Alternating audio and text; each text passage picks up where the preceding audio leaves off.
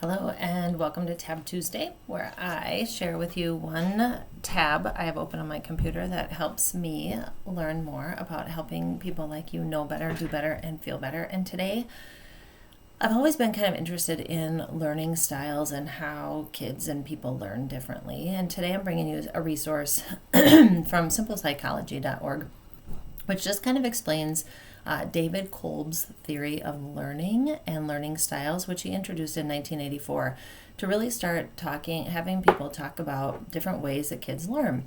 And there are certainly a lot of different learning styles, which I'll get into, but I also wanted to share that there's different ways just kids learn in general, and you might see this even in yourself as adults. So 4 different ways that we can learn.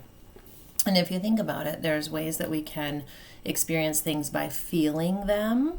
And I'm using this model. So if I raise my hand, it's kind of like on the top of this circle, the 2 quadrants are about concrete feelings and experiences where we actually feel something that's happening. And then the bottom 2 are where we're thinking about things.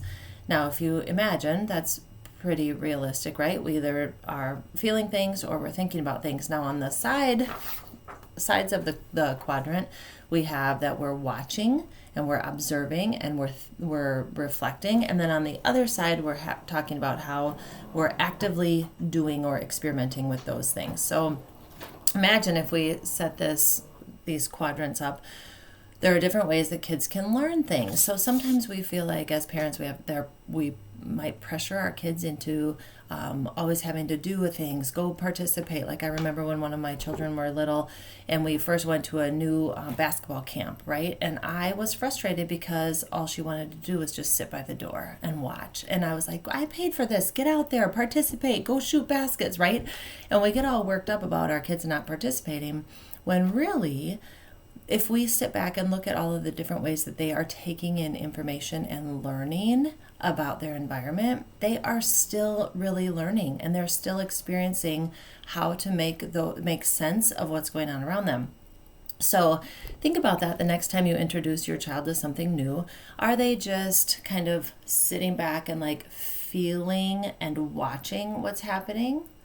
Are they thinking and watching? Which is what my daughter was doing in that basketball camp, right? She was just thinking, watching, kind of feeling too because it was loud and overwhelming. Or was she thinking and doing? Or maybe she was just feeling and doing all at the same time. So think about, as your child is learning something new, as you are teaching your child something new, helping them be in touch with all 4 of those different concepts of learning.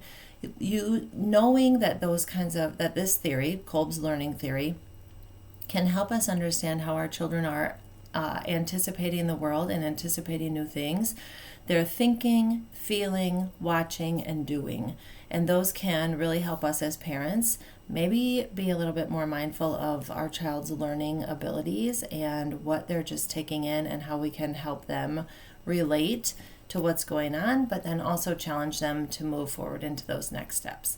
So if you're interested in learning more about Kolb and his learning cycle, as well as additional learning styles and what that looks like, feel free to click on the link below and learn a little bit more. So there you go, something new to help you know better, do better, and feel better about communicating and connecting with those most important in your life. Thanks for listening.